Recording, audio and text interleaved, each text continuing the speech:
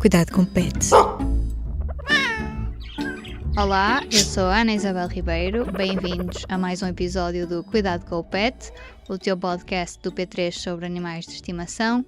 Hoje seguimos até ao Hospital Veterinário da Universidade do Porto para sabermos quais são os animais que por lá passam e que histórias é que os veterinários têm para nos contar. Este podcast tem o apoio de seguro Cães e Gatos, da Tranquilidade. Quem nos desvenda as histórias do UPVet, que já existe há 10 anos como hospital, é a veterinária Clara Landolt. A doutora Clara conta que todos os animais que entram no hospital deixam a sua marca nos veterinários, mas diz que ficou especialmente sensibilizada com os 10 cães que recebeu vítimas de um incêndio num canil ilegal em Santo Tirso, no verão de 2022. Além das consultas de rotina ou cirurgias, este hospital universitário foca-se ainda em projetos de investigação em áreas como diabetes, epilepsia ou oncologia. Fica aí para ouvir esta conversa e conheceres o UPVet.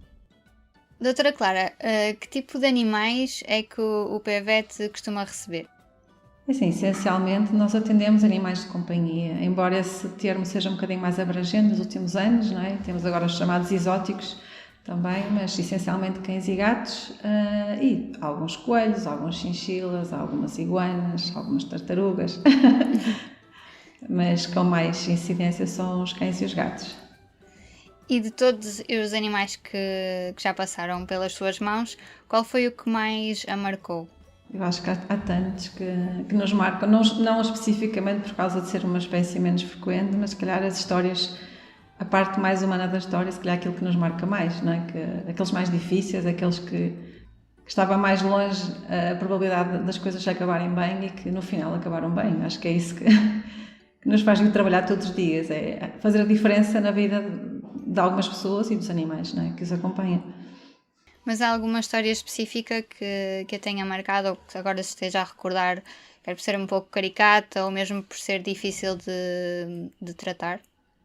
Assim, recentemente, eu acho que aquela que me marcou mais foram os animais que recebemos dos incêndios acho que era Santo Tirso, daquele canil ilegal e que chegaram num estado terrível, não é? Além do estado em que estariam, nas formas como estavam a ser acomodados, com as lesões provocadas pelo fumo e pelas queimaduras. Portanto, acho que foi aquilo que nos marcou mais. Quanto tempo é que esses animais ficaram em tratamento no hospital? Algumas semanas, depois foram transferidos para uma zona intermédia e depois é que foram distribuídos para novas famílias e felizmente as histórias acabaram todas bem, mas foi complicado perceber a forma como eles chegaram e tudo o que aconteceu, tudo o que toda a gente viu na comunicação social. Estamos a falar de quantos animais?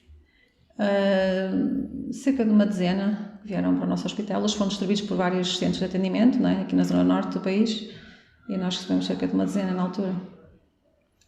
E que tipo de tratamentos é que fizeram? Calculo que a equipa se tenha que desdobrar na altura. Sim, é um tipo de lesão, um tipo de ferimento que não é assim tão comum, felizmente, não é? Mas tivemos que adaptar a nossa unidade de cuidados intensivos e dedicá-las estritamente a eles, porque eram vários, não é? Todos em situações críticas, muitos deles a necessitar de oxigenação, queimaduras graves de segundo e terceiro grau, zonas bastante extensas, animais pouco socializados, portanto muitos deles estavam em pânico, não só pela situação do incêndio, mas também porque não estavam habituados a ser manuseados por pessoas estranhas, não é? Se calhar só conheciam os tratadores da própria associação e, portanto, tinha que ser tudo feito com muita calma. Muitos deles estiveram sedados durante alguns dias para controle de dor. E pronto, foram histórias difíceis, mas que felizmente acabaram da melhor forma, com muitos curativos, muitos curativos, muitos pensos, muitos antibióticos, mas acabou tudo bem, graças a Deus. E, para além de curativos, o chamado atendimento geral, que outros serviços é que o UPVet oferece?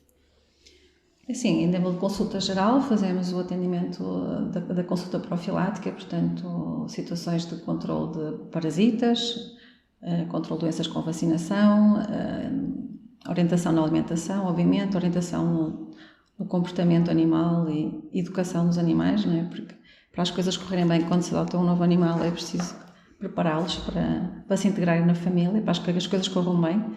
e que não haja desistências a meio do processo, não é? Que infelizmente existem muitas pessoas que depois resolvem que já não, afinal não querem ser tutores, e estas primeiras consultas são muito importantes para orientar as pessoas no sentido de optimizar a experiência que vão ter com aquele animal durante 12, 14, 15 anos, não é?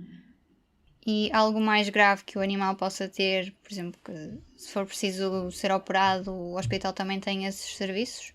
Sim, obviamente, temos cirurgia geral, cirurgia ortopédica,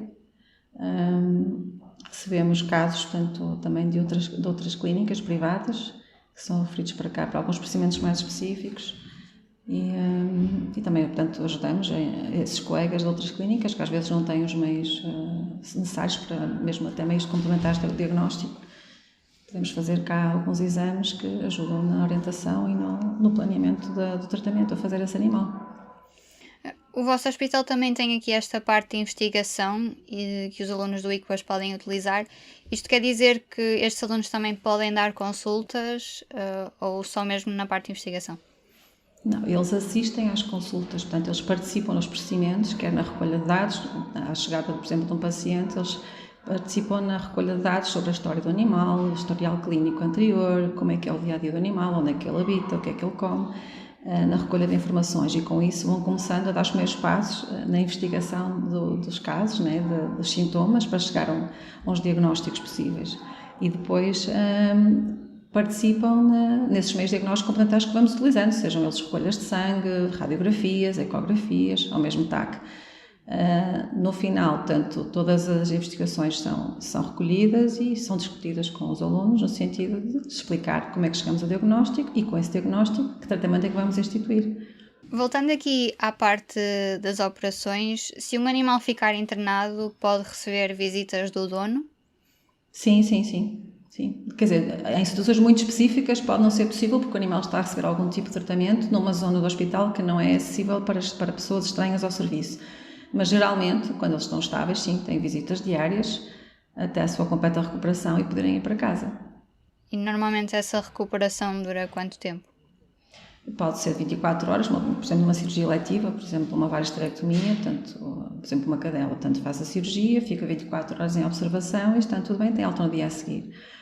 Mas se for um procedimento mais complicado, estou-me a lembrar, por exemplo, de animais que ingerem corpos estranhos e têm que ser intervencionados a nível intestinal, portanto, são cirurgias um bocadinho mais complicadas, com mais riscos, com mais possibilidades de complicações e, portanto, ficam pelo menos 2-3 dias em observação. E há situações que obrigam a mais tempo, dependendo de cada paciente, da idade, das outras comorbilidades associadas, portanto, isso influencia a decisão de se está ou não apto a ir para casa. Tal como nos humanos, não é? Acho que é um bocadinho parecido. A doutora Clara ainda se lembra qual foi o primeiro animal que atendeu desde que começou esta profissão? Ora bem, assim, a solo, não é? Com a minha Sim. responsabilidade, sim, acho que me lembro. Foi um São Bernardo, um cachorro para um reforço de vacina, que era assim um pequeno monstro, mas que tinha que vir ao colo porque ainda não tinha autorização para andar no chão, pelos riscos associados nessa fase, e o dono vinha a transpirar com ele ao colo, porque ele já pesava tipo 40 quilos ou uma coisa assim, e ele já vinha aflito com um cachorrão, parecia um peluche mesmo. Acho que sim, acho que foi esse o primeiro. E foi muito difícil administrar as vacinas a esse animal? Ele deu luta ou... Não. Eles estão relaxados, e normalmente nessa idade são cachorros, eles querem brincar, querem nos roer o estetoscópio, querem meter a pata dentro do bolso da bata, querem nos lamber a cara, Normalmente é preciso estabelecer ali uma relação de brincadeira com eles, e eles nem dão por ela, as agulhas são fininhas, eles têm uma resistência à dor diferente da dos humanos, portam-se muito melhor a tomar as vacinas que a maioria dos humanos, eu incluída.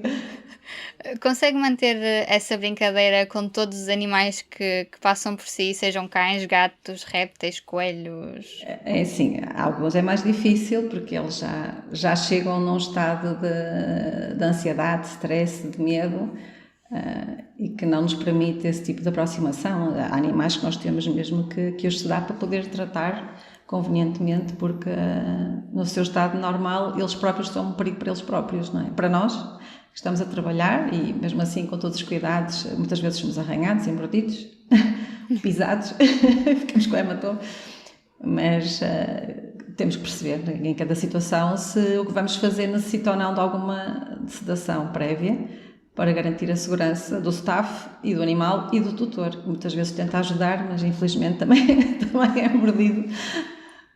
E já participou em algum caso que tivesse corrido menos bem ou que tivesse sido mais difícil tratar o animal por este oferecer resistência ou mesmo pela condição em que ele estava? Assim, quando são animais que vêm nervosos ou que naturalmente já são animais agressivos, muitas vezes demoramos muito mais tempo. Estou a pensar, por exemplo, um animal que chega em estado de um acidente, por exemplo, um traumatismo com alguma hemorragia ativa. Quanto mais tempo demorarmos a conseguir fazer a contenção desse paciente, mais tempo estamos a deixar ocorrer a hemorragia. Portanto, estamos a fazer uma corrida contra o tempo para tentar resolver a situação e muitas vezes temos mesmo que os sedar para não estar ali a agravar a situação do animal pela perda de tempo que temos a tentar acalmá-lo, tentar segurar nele, tentar acalmar o tutor, que muitas vezes também vem nervoso. Às vezes é mesmo necessário intervir e conseguir fazer um sedativo assim à queima-roupa o mais rápido possível para que o animal fique tranquilizado e nos permita fazer os cuidados que ele precisa. A doutora Clara contava-nos que já está nesta profissão há 25 anos. Isto continua apaixonada tal como quando entrou? Sim. A parte clínica e cirúrgica, sim.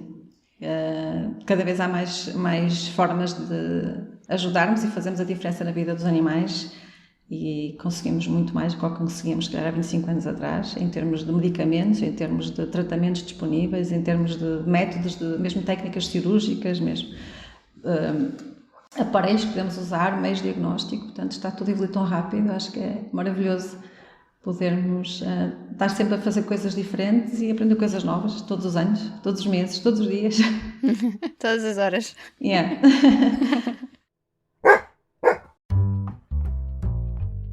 A conversa com a veterinária Clara Landolt termina aqui. Já sabes, se o teu cão ou gato precisarem de ir a uma consulta, o UPVET tem sempre as portas abertas.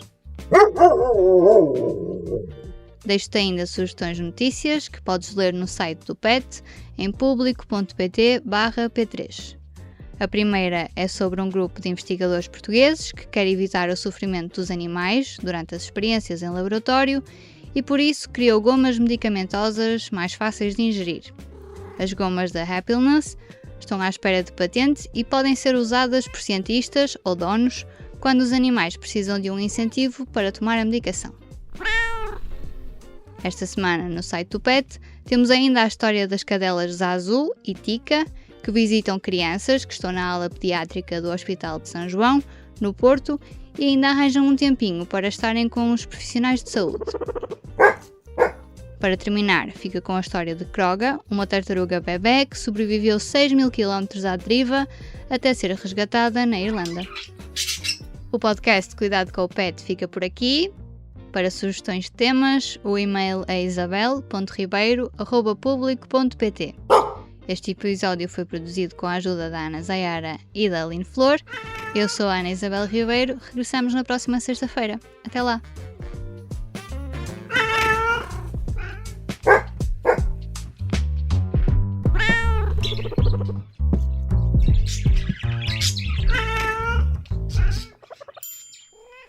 O público fica no ouvido.